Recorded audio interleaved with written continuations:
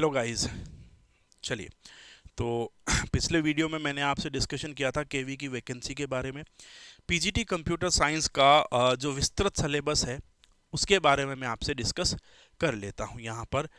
तो आ जाओ, हम लोग चलते हैं सीधे सीधे पीजीटी जो है उसकी वैकेंसी का प्रोसेस क्या होने वाला है, किस प्रकार से एग्ज़ाम होगा और सिलेबस जो है वो क्या रहने वाला है, वहाँ पे बात करते हैं। चलो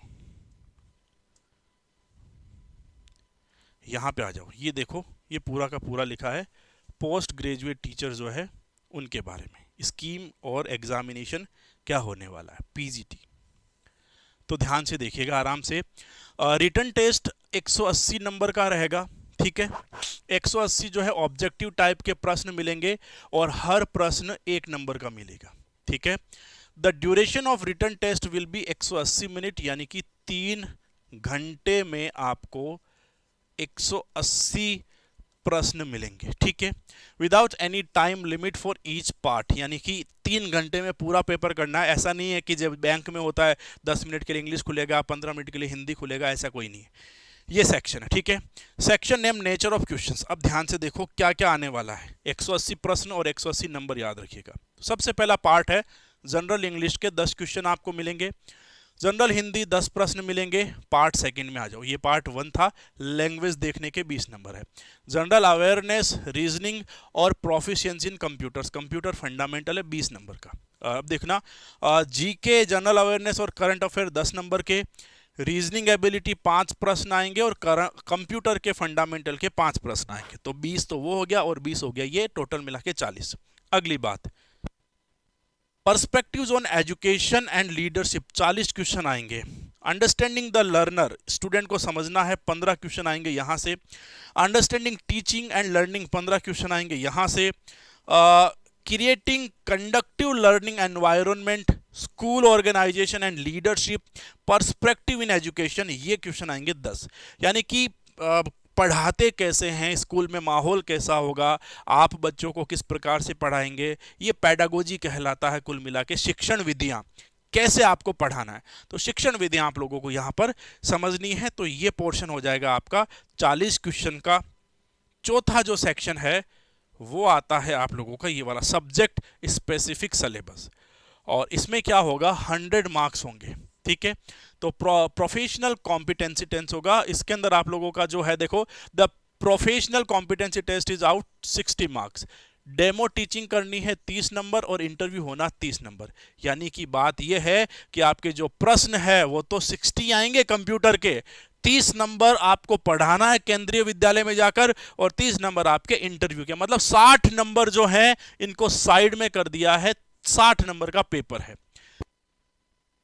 लास्ट में क्या होगा, रिटन टेस्ट और प्रोफेशनल कॉम्पिटेंसी जो ये है, डेमो और इंटरव्यू 30-30 नंबर के, इनको जोड़ा जाएगा। फाइनल बनेगा 70/30।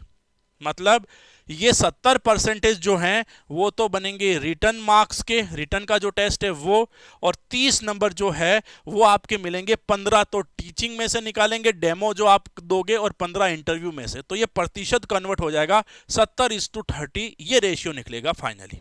क्लियर, ये हो गया। अब देखो इसके बाद में, मतलब टीचिंग का मामला भी बहुत है, ठीक है। आगे बात करता हूं। इंडिकेटिव सिलेबस दिया है कि क्या क्या आएगा। अब जैसे इंग्लिश में रीडिंग कॉम्प्रिहेंशन, वर्ड पावर और ग्रामर एंड यूसेस आएंगे। हिंदी में पाठन कैसे पढ़ोगे, मतलब यही हिंदी टू इंग्लिश कर दिया, व्याकरण और प्रयुक्ति। जनरल अवेयरनेस, रीजनिंग और प्रोफिशिएंसी कंप्यूटर क्या है, general awareness and current affair, reasoning और लिटरेसी सीधा लिख दिया, कोई सिलेबस नहीं है इनका। अब यहाँ पर बात करें तो ये सीधा सीधा सिलेबस है, कैसे कैसे पढ़ाएंगे, कैसे हम लोग काम करेंगे। तो ये आप लोगों का जो पेडागोजी वाला मामला है वो पूरा सिलेबस इन्होंने यहाँ पे दे रखा है कॉमन। और ये देखो पूरा का पूरा आपका दे रखा है कि कैसे आप लोगों को करना है, ठीक है। ये ध्यान रखना, प्रोफेशनल कॉम्पिटेंसी टेस्ट जो है वो 60 नंबर का होगा। The weightage of written test और प्रोफिशिएंसी का हो जाएगा 70:30, ठीक है। Final merit list will be based on the performance of the candidate in written professional competency test together. मतलब 70 और 30 का जो है फाइनल जोड़ा जाएगा और फिर आपका रिजल्ट आएगा। अब आगे बात करूं तो कंप्यूटर का जो है आपका सिलेबस क्या है उसकी बात करता हूं। देखो,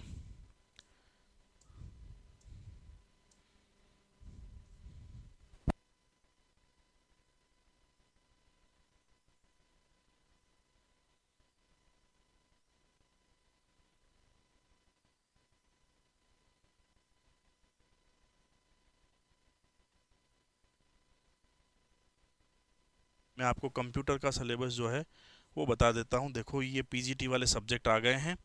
यहाँ पर सबसे पहले तो है पीजीटी मैथमेटिक्स, फिर है पीजीटी आपका फिज़िक्स, फिर आपका आएगा केमिस्ट्री, फिर आपका है बायोलॉजी, और अब आपका है यहाँ पे कंप्यूटर।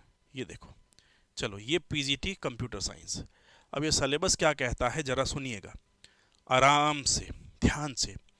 ये कहता है कि कक्षा 11 और 12 की जो किताबें हैं वही आएगी, ठीक है, उनका निचोड़ आपको दिया जाएगा। सबसे पहले है computer system and organization. Computer system क्या है, कंप्यूटर सिस्टम का ऑर्गेनाइजेशन क्या है, मतलब वही स्टार्ट करना है आप लोगों को।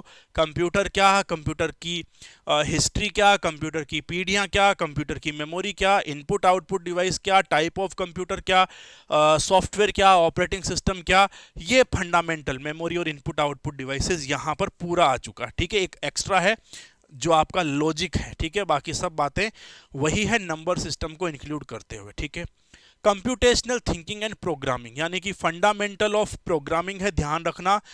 C++ इंक्लूड नहीं करते हैं केवी में। यहाँ पर आपका पाइथन और पांडा लैंग्वेज मिलेगी, ठीक है। तो प्रोग्रामिंग का फंडामेंटल दिया है इन्होंने। फिर दिया है सोसाइटी लॉज एंड एथिक्स, यानी कि डिजिटली आप लोग सोसाइटी को कैसे आगे ला सकते हो, कैसे आपकी सोसाइटी आपके अकॉर्डिंग पैटर्न में चल सकती है, डिजिटली आप उनमें क्या क्या नया कर सकते हो, ये सारा सिलेबस यहाँ पर इन्होंने दिया हुआ है।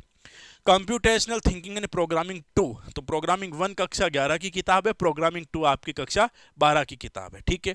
इसमें आप लोगों को जो है प्रोग्रामिंग का फंडामेंटल दे रखा है। अगेन कंप्यूटर नेटवर्क का पूरा चैप्टर है जो आप लोगों ने सीनियर या बेसिक कंप्यूटर इंस्ट्रक्टर के लिए पढ़ा था, वो कंप्लीट है।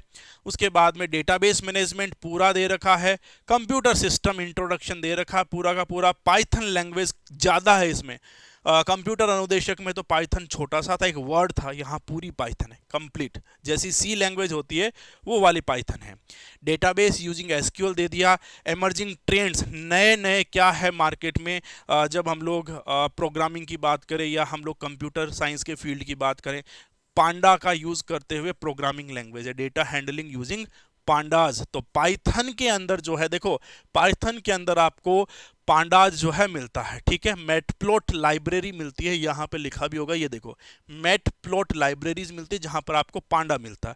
तो इस पांडा का यूज करते हुए पांडा की लैंग्वेज में आप लोग कैसे काम करोगे।